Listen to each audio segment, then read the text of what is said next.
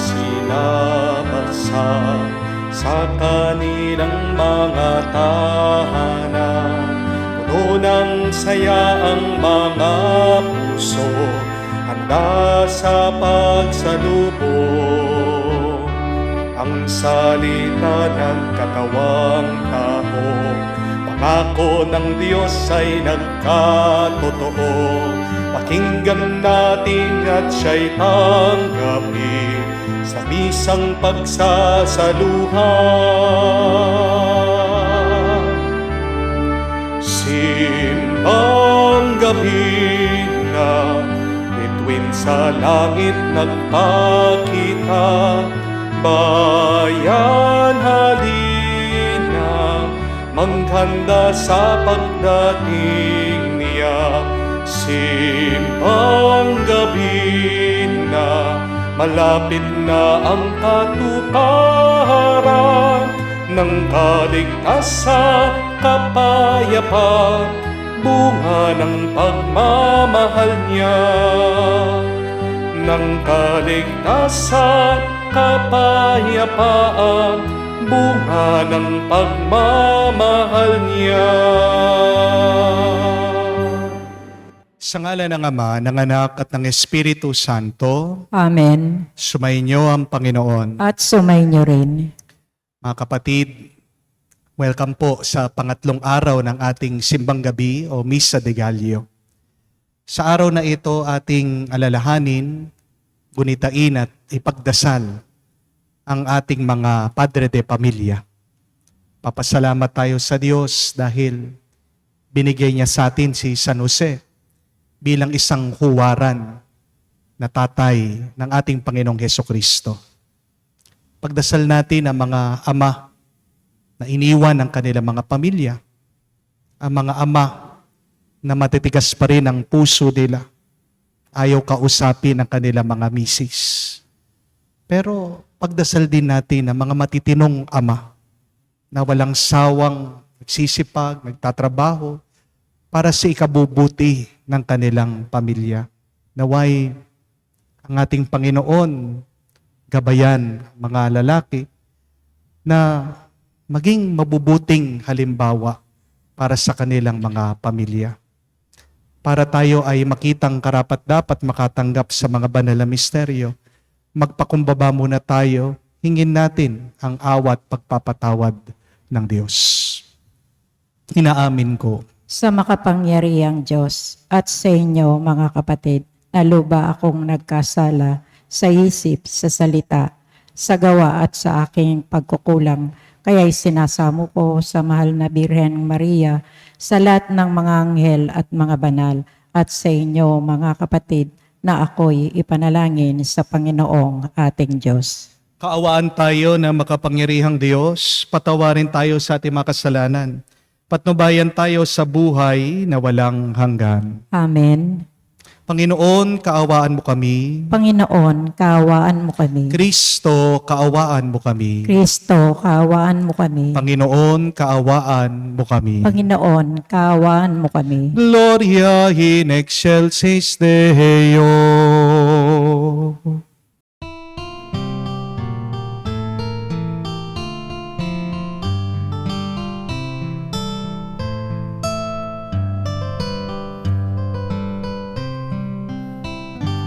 Luwalhati sa Diyos sa kaitaasan, kaloob sa lupa ay kapayapaan. Pinupuri ka't ipinagdarangal, sinasamba ka dahil sa dakila mong kalwalhatian. Panginoon naming Diyos, Hari ng langit, Amang makapangyarihan, Panginoong Jesucristo, bugtong na anak ng Diyos, Kordero ng Ama. Ikaw na nag-aalis ng mga kasalanan ng sanlibutan. Tanggapin mo ang aming kahilingan, ikaw na naluluklok sa kanan ng Ama.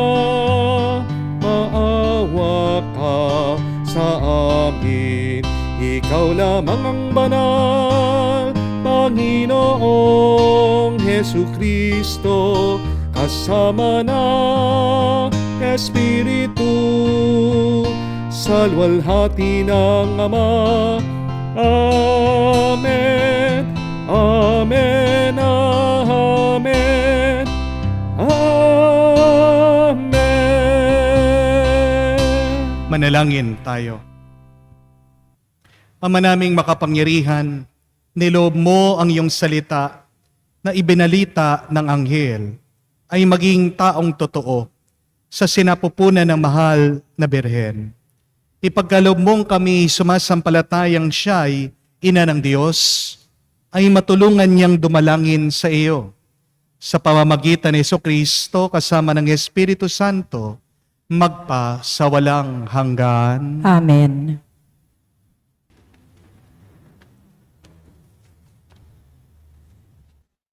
Pagbasa mula sa aklat ni Propeta Isaías.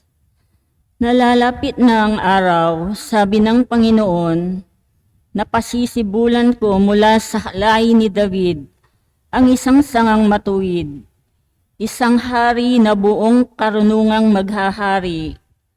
Paiiralin niya sa buong lupain ang batas at katarungan. Magiging matiwasay ang Uda sa panahon ng kanyang pamamahala, at ang Israel ay payapang mamumuhay. Ito ang pangalang itatawag sa kanya, ang Panginoon ay matuwid. Sinabi ng Panginoon, darating nga ang panahon na ang mga tao'y di na manunumpa ng ganito. Nariya't buhay ang Panginoon, nagpalaya sa Israel mula sa Ehipto. Sa halip sasabihin nila, saksi ko ang Panginoon na nagpalaya sa mga Israelita mula sa lupain ng Hilaga at sa lahat ng lupaing pinagtapunan ko sa kanila. Babalik sila sa sariling lupa at doon muling mamumuhay. Ang salita ng Diyos. Salamat sa Diyos. Mabubuhay siyang marangal at sasagana kailanman. Mabubuhay siyang marangal at sasagana kailanman. Turuan mo yaong haring humatol ng katuwiran.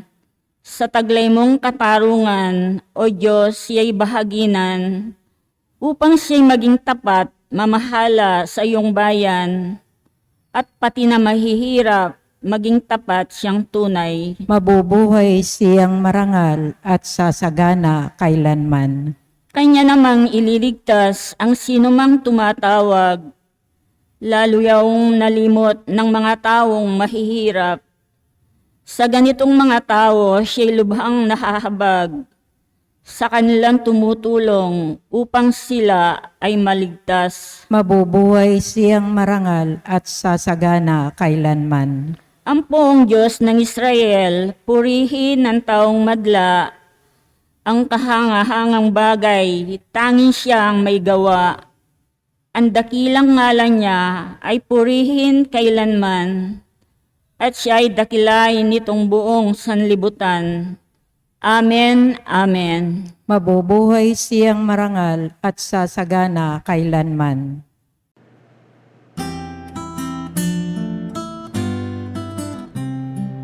Alleluia, alleluia, alleluia, alleluia, alleluia, alleluia, alleluia, alleluia, alleluia, alleluia, alleluia, alleluia. Namumuno ng Israel, nagbibigay utos sa amin, alina't kami sagipin. Alleluia, Alleluia. Sumainyo ang Panginoon. At sumainyo rin. Ang mabuting balita ng Panginoon ayon kay San Mateo. Papuri sa iyo, Panginoon. Ganito ang pagkapanganak kay Hesukristo. Si Maria na kanyang ina at si Jose na nakatakda na magpakasal, ngunit bago sila nakasal, si Maria ay natagpuan nagdadalang tao. Ito ay sa pamamagitan ng Espiritu Santo. Isang taong matuwid itong si Jose na kanyang magiging asawa, ngunit ayaw niyang mapahiya si Maria. Kaya ipinasya niyang hiwalayan ito ng lihim.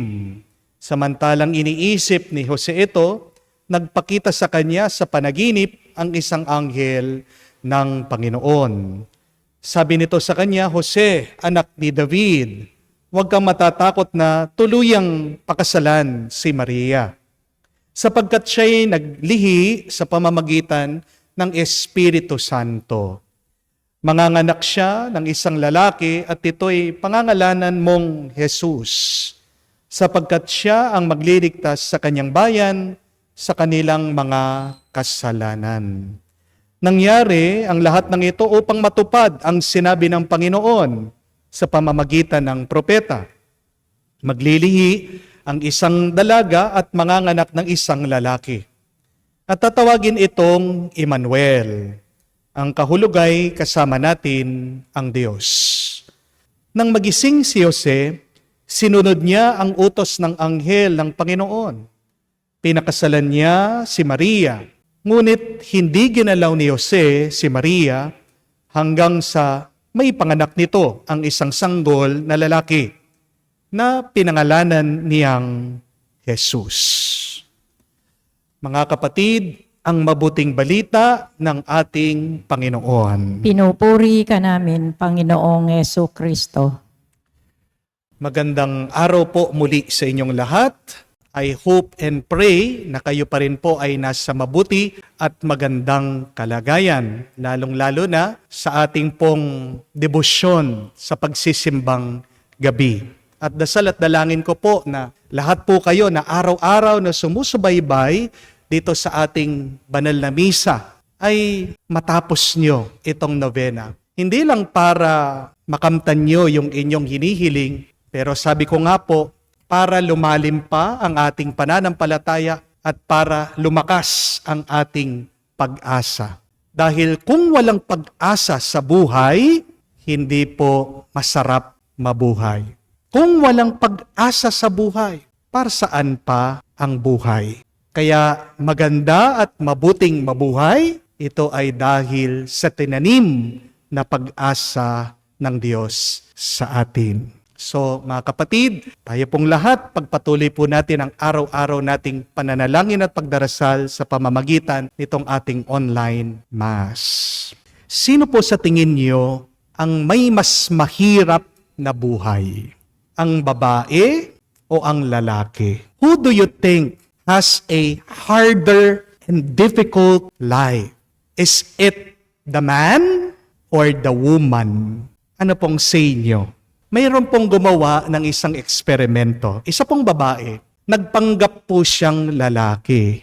Gusto po kasi niyang malaman kung ano ang nararanasan, nararamdaman ng mga lalaki. Para po pagkatapos ng kanyang eksperimento, gagawa daw siya ng libro. Ibebenta po niya ito. Kaya anong ginawa nitong babae? Nagbihis po siya ng lalaki. Nagpagupit ng parang lalaki. Kumuha ng trabaho ng isang lalaki at nakipagbarkada sa mga lalaki. Nagpapanggap lang siya. Alam niyo po kung anong nangyari pagkatapos po ng ilang buwan doon sa babae? Na-depress po siya. Nagkasakit po siya. At sa kasawiyang palad, ang malungkot na kwento, nagpakamatay po itong babaeng ito. Bakit? Kasi naranasan po niya ang malungkot na sitwasyon at pinagdadaanan ng mga lalaki. Napakahirap po pala daw ng pagiging isang lalaki. Kapag lalaki ka, napakabigat ng trabaho mo. Ang lalaki, pinapahiya ng mga babae. Ang lalaki, bawal ilabas yung kanyang emosyon. Dapat tahimik lang siya. Pag malungkot ang lalaki, pag naiiyak siya, bawal siyang magpakita na tumutulo ang kanyang luha, na humahagulgol siya. Bakit? Kasi sasabihan daw siya na bakla siya, na mahina siya. Kaya nga po, May nagsabi nung minsan, only women, children, and dogs are loved unconditionally. But a man is loved only on the condition that he provides. Napakasaklap po ng mundo, no? Di po ba? Na ang mga babae, ang mga bata, ang mga alaga, sila lang yung minamahal mo kahit na wala silang gawin. Pero pagdating sa lalaki, minamahal lang siya pag may trabaho siya. Natatanggap lang siya pag masipag siya. Gusto siya pag meron siyang naibibigay, lalong-lalo na pag nagbibigay siya ng pera. Di po ba? Maraming mga lalaki sa buhay natin ang tahimik lang. Pero hindi ibig sabihin, mga kapatid, wala silang mabigat na pinagdadaanan. Ang mga padre de pamilya na nasa abroad, nangungulila, nagtitiis, kumakayod para sa kanilang mga pamilya. Ang mga security guard, ang mga driver na nagtitiis, nagpupuyat sa kanilang trabaho. Ang mga construction workers na nagtitipid ng kanilang sweldo. Minsan hindi po kumakain ng mga yan. Nagkakape lang. Paggabi na, iinom lang ng mga yan para po makatulog sila. Tinitiis ang kalam ng tiyan para meron silang sobrang maibigay sa kanilang mga pamilya. Ang mga pare na mag-isa sa kanilang mga kumbento, pagkatapos ng kanilang mga misa, nilalabanan po ang lungkot ng pag-iisa. Opo, totoo naman, marami ang mga loko-lokong lalaki. Pero mas marami ang mga lalaki na tahimik, nagtsatsaga at matino. Amen? Marami pa rin po mga lalaki ang mapagmahal sa kanilang mga pamilya. At yan po ang kabanalan, hindi po ba? What is holiness? Holiness is silently, faithfully, and lovingly enduring life's challenges. Baka hindi niyo po alam ito. Isa sa mga pinakamarangal na santo sa kasaysayan ng ating simbahan ay hindi po obispo, hindi po pare, hindi po santo papa, hindi madre, hindi martir, hindi po monghe. Isa po sa mga pinakaunang santo ng ating simbahan ay isa pong lalaki, isang tatay, isang laiko, isang ordinaryong tao, isa pong simpleng manggagawa. Sino po? Si San Jose, ang ating narinig sa mabuting balita. Nakakapagtaka, kung babalikan niyo po, basahin niyo man ang Biblia, di minsan hindi natin narinig na nangusap, nagsalita si San Jose. Wala po kayong mababasa na may sinabi si San Jose sa Ebanghelyo sa mabuting balita. Pero, bakit napakarangal nitong si San Jose? Bakit kapitapitagan ang tatay ng ating Panginoong Jesucristo, si Jose? Saint Joseph, a male, a father, a simple worker, a carpenter, he did not say anything. He was silent, and yet, why was he great? Because he learned to listen and he learned to follow God's desire. Mahirap man ang mga pinagawa ng Diyos kay San Jose, hindi po siya nagreklamo, hindi sumakit ang loob niya, hindi siya nagalit, hindi siya nagkasala, hindi niya nilabag ang kagustuhan ng Diyos. Tahimik si San Jose, pero marunong siyang makinig at sumunod sa Diyos. Bakit kaya minsan nagiging mahirap ang buhay natin? Kasi madalas, palagi na lang bunganga natin ang gumagana. Nakakalimutan natin na gamitin ang ating tenga, ang ating puso sa pakikinig at pakikiramdam. Amen? Nagkakagulo po ngayon sa mundo. Ang daming nagsasalita, ang daming nagpaparinig, ang daming sumisigaw sa kanilang paniniwala. Pero napakakaunti na mga nakikinig at sumusunod sa Diyos. Yan ang problema. Pumunta lang po kayo sa social media, ang daming nagko-comment, ang daming nagpo-post, ang daming mga opinyon ng ibang tao. Nakakahilo, nakakasakit ng ulo, nakakasawa, nakakalito. Di po ba? Nag-aaway-away ang mga tao. Bakit? Kasi Gusto nila, sila lang yung marunong. Gusto nila na sila lang yung pakinggan. Yan ang dahilan ng pag-aaway at ng gulo. Kaya nga, walang maayos sa mundo, lalong-lalo na sa bansa natin ngayon. Mga kapatid, may pag-asa pa. Bakit? Kasi pinakita po ni San Jose sa atin, pwede pala, meron pang mga natitirang matitinong lalaki sa gitna ng isang mundo na magulo at maingay. May pag-asa pa. Kasi pagka ingay-ingay man ng mundo, pwede pala na merong mga banal na lalaki na marunong makinig at unahin ang kagustuhan ng Diyos. Hindi ko po alam kung napanood nyo ito o nakita nyo sa social media. Sa TikTok, meron pong isang viral video tungkol po sa isang matandang lalaki, isang tatay. Ang pangalan po niya ay si Tatay Teofilo. Pero ang ganda po nung pangalan niya, no? Teofilo. Ibig po sabihin, dalawa po. Teo, Philo. Teo, ibig sabihin is God. Philo means love. A lover of God. Kawawa po itong matanda kasi nakatira po siya sa isang barong-barong sa malapit po sa tapunan ng basura sa likod po ng sementeryo. At ito pong matanda, si Tatay Teofilo, 98 years old. Pagkatanda-tanda, nangihina. Pero hindi po siya sumusuko na nagtatrabaho, lumalaban pa rin sa buhay. Bakit? Kasi po yung kanyang asawa, tong misis niya, may demensya, may sakit po sa pag-iisip.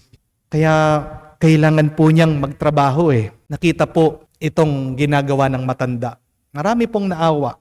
At sa awa po ng Diyos, sa grasya po ng Diyos, ang dami po nagpadala ng tulong. Nagbigay ng hollow blocks, pinagawa po nila yung bahay nila, nagbigay po ng pera, pinag-grocery po nila yung matanda, at binili pa po ng maliit na radyo para may libangan sila. Tingnan niyo po yun mga kapatid, no? Sa gitna ng mundo, ang puno ng mga loko-lokong mga lalaki. Napakarami po mga babaero, mga lasinggero, mga sugarol, mga adik, mga abusado. Marami pa rin po, tahimik lang sila. Hindi lang natin napapansin. Mga lalaki, matitino, at pinipilit na maging mabuti at banal. Yan ang pag-asa natin. Kaya huwag mong hahayaan na masira ang pag-asa mo. Kasi merong mga lalaki na lumalaban pa rin para sa kanilang mga pamilya. Amen? Sa mga tahimik at marunong sumunod sa Diyos, sa kanila po isinisilang ang ating Panginoong Hesukristo. May grasya na tatanggapin ang mga tahimik at marunong sumunod sa kagustuhan ng Diyos. Kaya mga kapatid, marami tayong mga kababayan, nagtitiis po sa hirap ng buhay. Pero hindi mo sila maririnig na nagwawala, nagrereklamo, o nagpapaimportante, nagpapapansin. Banal ang mga taong yan. Dahil wala silang ibang inaasahan kung hindi ang Diyos. Amen? Mga kapatid, magdasal po tayo sa banal na misang ito. Sana mahawa naman tayo sa kabanalan ni San Jose. Ang kailangan ng ating mundo ngayon, mas maraming matitinong tao. Ang kailangan ng ating panahon ngayon, mas maraming taong marunong sanang tumahimik, makinig, at sumunod sa kagustuhan ng Diyos. Para ang ating magulong mundo umayos. Sana pagdating ng panahon, magkaroon tayo ng kapayapaan at ang bawat isa sa atin ay mapuno ng tuwa at galak. Amen.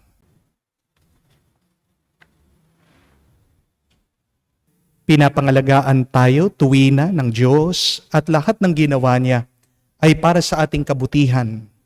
Ihabilin natin ngayon ang ating sarili at ang ating sangkatauhan sa kanyang masuyong pagkalinga. Manalangin tayo at sabihin, Panginoon, dinggin mo kami. Panginoon, dinggin mo kami. Para sa lahat ng Kristiyano, habang nag-aanda tayong magdiwang sa kapanganakan ni Jesus, matagpuan nawa natin ang anumang nagbubuklod at hindi ang pagkahati-hati sa atin. Manalangin tayo. Panginoon, dinggin mo kami. Para sa Santo Papa, ating obispo, at mga pinunong espiritual sa ating pamayanan, naway maging inspirasyon sila ng kanilang mga kawan sa kanilang sipag at sigasig. Manalangin tayo. Panginoon, dinggin mo kami. Para sa lahat ng bansa at mga samang sangdaigdigan, naway patnubayan ang kanilang mga plano at gabayan sila tuwina ng mga prinsipyo ng kapatiran, pagkakaisa at pagkakawang gawa. Manalangin tayo. Panginoon, dinggin mo kami. Sa katahimikan po ng ating puso, banggitin din natin sa Diyos ang ating mga personal na pangangailangan. Panginoong Diyos at Ama ng lahat, ipagkaloob mo ang iyong pagpapala sa aming lahat na nilikha mo ayon sa iyong wangis. Aliwin mo ang mga nahahapis, bigyan mo ng pag-asa ang mga nag-aagaw buhay, at pagkalooban mo kaming lahat ng kapayapaan at biyaya sa ngalan ni Kristo, aming Panginoon. Amen. Sa iyong pagdating, kabutihan, pag-asa, mga pusong tapat. Sa mulanin ay iyong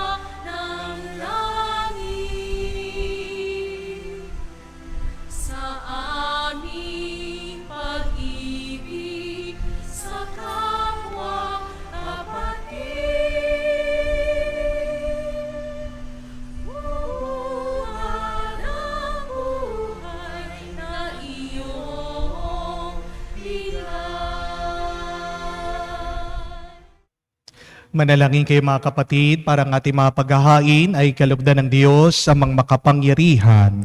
Tanggapin nawa ng Panginoon itong paghahain sa iyong mga kamay sa kapurihan niya at karangalan, sa ating kapakinabangan at sa buong sambayanan niyang banal. Ama naming lumikha, ang mga alay namin nakahain sa iyong dambana ay pabanalin nawa ng paglukob ng Banal na Espiritu na pumuspos sa sinapupunan ng Mahal na Birhen Maria upang magdalang tao at magsilang sa iyong anak na siyang namamagitan magpa sa walang hanggan. Amen. Sumainyo ang Panginoon. At sumainyo rin. Itaas sa Diyos ang iyong mga puso at diwa. Tinaas na namin sa Panginoon. Pasalamatan natin ang Panginoong ating Diyos. Marapat na siya ipasalamatan. Ama naming makapangyarihan, tunay nga marapat ikaw ang aming pasalamatan sa pamamagitan ni Jesucristo na aming Panginoon. Ang pagsusugo mo sa Kanya ay pinapahayag ng lahat ng mga propeta. Ang pagsilang niya ay pinanabikan ng Mahal na Birhen, kanyang inang tunay. Sa kapangyarihan ng Espiritong Banal, ang pagdating niya ay inilahad ni San Juan Bautista sa kanyang pagbibinyag. Ngayon pinaghahandaan namin ang maligayang araw ng kanyang pagsilang. Kami nananabik at nananalangin lubos na makaharap sa kanyang kadakilaan. Kaya kaisa na mga anghel nagsisiawit ng papuri sa iyo nang walang humpay sa kalangitan. Kami nagbubunyi sa iyong kadakilaan.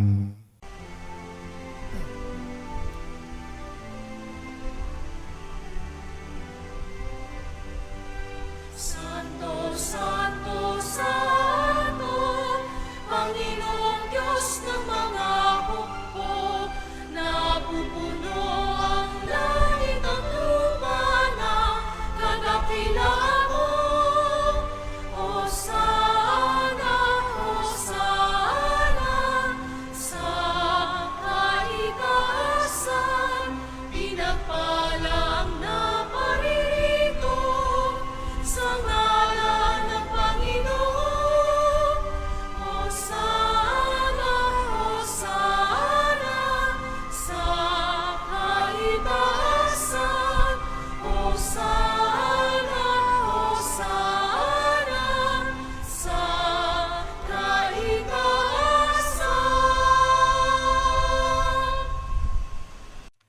Ama naming banal, ikaw ang bukal ng tanang kabanalan. Kaya't sa pamagitan ng iyong Espiritu, gawin mong banal ang mga kaloob na ito, upang para sa amin, maging katawan at dugo ng aming Panginoong Heso Kristo. Bago niya pinagtiis ang kusang loob na maging handog, hinawakan niyang tinapay, pinasalamatan kanya. Pinaghati-hati niya iyon, inabot sa kanya malagad at sinabi, "Tanggapin ninyong lahat ito at kanin. Ito ang aking katawan na ihahandog para sa inyo."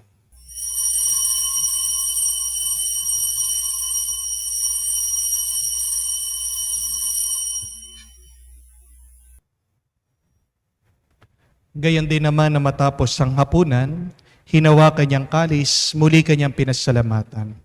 Inabot niya ang kalis sa kanya malagad at sinabi, "Tanggapin ninyong lahat ito at inumin. Ito ang kalis ng aking dugo, ng bago at walang hanggang tipan. Ang aking dugo na ibubuhos para sa inyo at para sa lahat. Sa ipagpapatawad ng mga kasalanan, gawin ninyo ito sa pag-aalaala sa akin."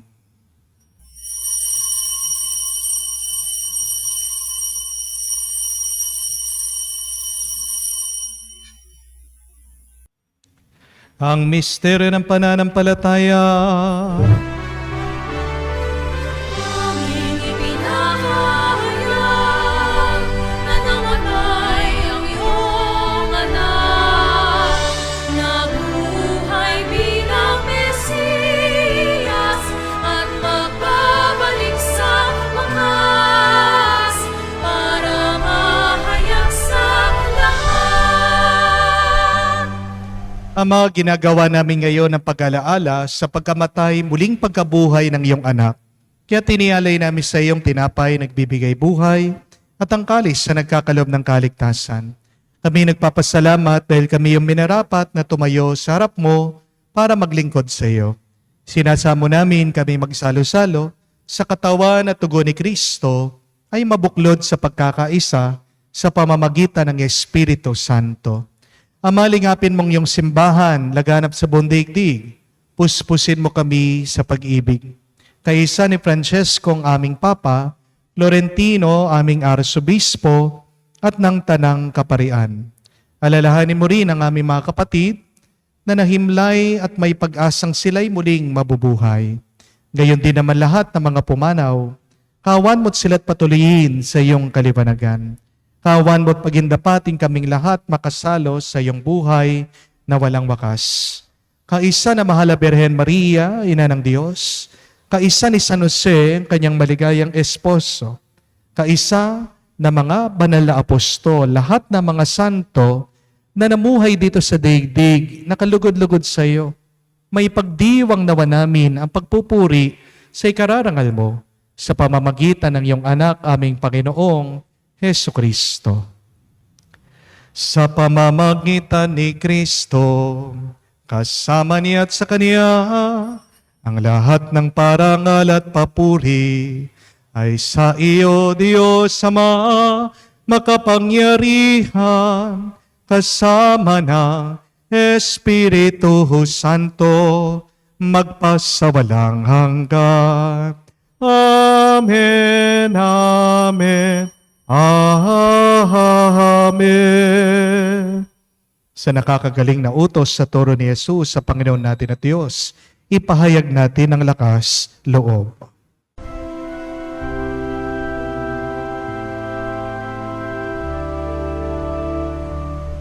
Ama namin, sumasalangit ka, sambahin ang ngalan mo, mapasa amin ang kaharian mo,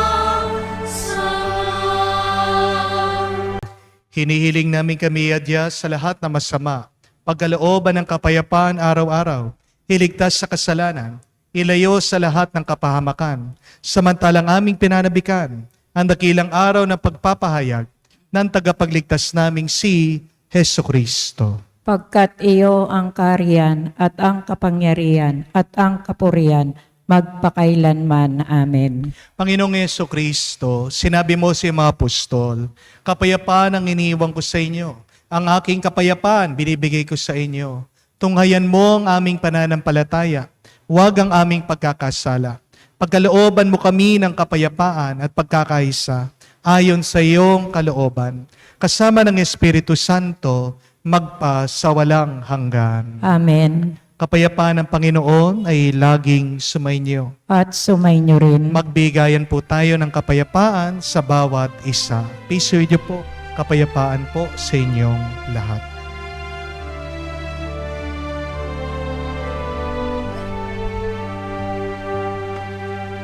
Kordero ng Diyos na nag-aalis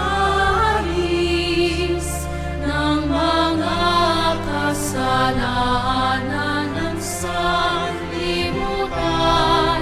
maawa ka sa amin. Maawa ka sa amin. Kordero ng Diyos na nag-aalis ng mga kasalanan ng sanlibutan, maawa ka sa amin. Maawa ka sa amin.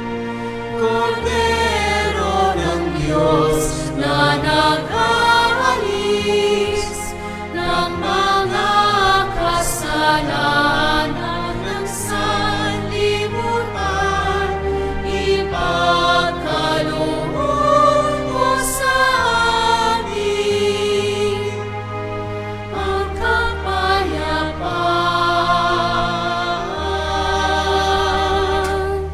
Mga kapatid, naririto ang ating Panginoong Heso Kristo, ang Kordero ng Diyos. Siyang nag-aalis sa mga kasalanan ng sanlibutan. Mapalad tayong lumalapit sa piging ng Kordero. Panginoon, hindi ako karapat-dapat na magpatuloy sa iyo, ngunit sa isang salita mo lamang ay gagaling na ako.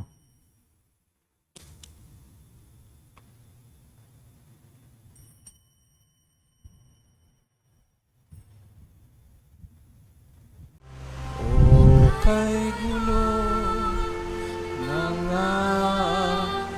ng mundo, hirap, sakuna at lungkot,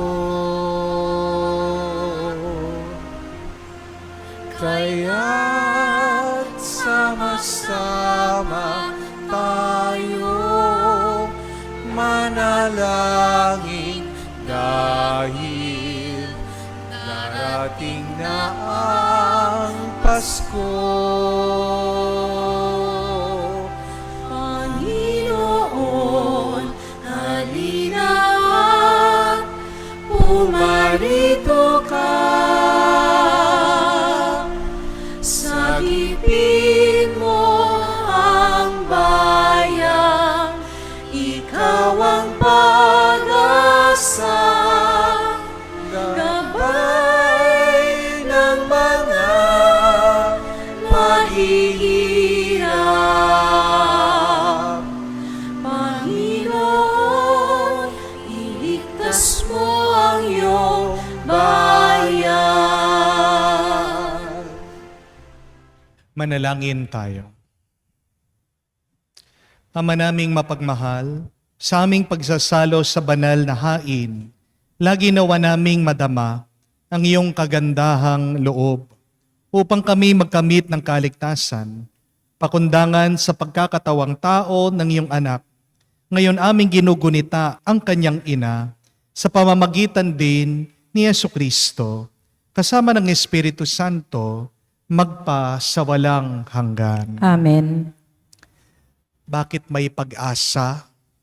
Kasi meron pa ring mga matitino, tahimik, at mabubuting lalaki at mister sa gitna ng mundo na napakagulo at napakasama. Remember that. Why is there hope? Because there are still a few good men. There are still a few good husbands. Maaaring hindi natin sila napapansin. At malungkot na kwento, marami sa kanila, hindi man natin napapasalamatan. Di po ba? Yan po yung aking assignment sa inyo. Kahit ngayong araw lang, pakita nyo naman ang inyong pasasalamat sa mga matitino at tahimik na lalaki sa buhay nyo. Kayo naman ang magbigay ng pera sa kanila. O masahihin nyo naman yung likod nila, yung paa nila. O libre nyo naman sila. Baka yung mga iba tatanong sa akin, Father, kung hindi matino yung aking asawa, kung may problema po kami sa aming ama, then you become the Saint Joseph to them.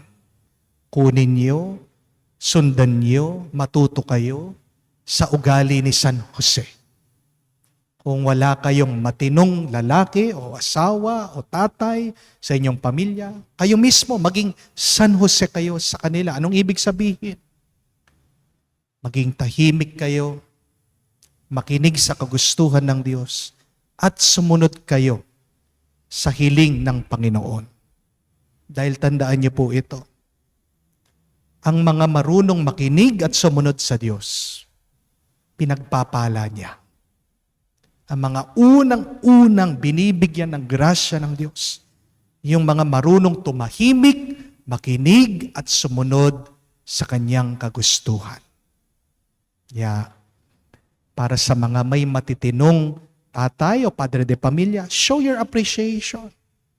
Pero kung hindi matino yung padre de pamilya, pagdasal nyo sila at kayo, sumunod kayo sa kagustuhan ng Diyos. Kamukha ni San Jose. Makikita nyo, makakaranas din kayo ng pagpapala at bendisyon galing sa may kapal. Sumayin niyo ang Panginoon. At sumayin niyo rin. Kayo ay basbasan ng Diyos, makapangyarihan sa lahat sa ngalan ng Ama, ng Anak, ng Espiritu Santo. Amen. Ang ating misa ay natapos na. Humayo kayo sa kapayapaan ni Kristo. Salamat sa Diyos.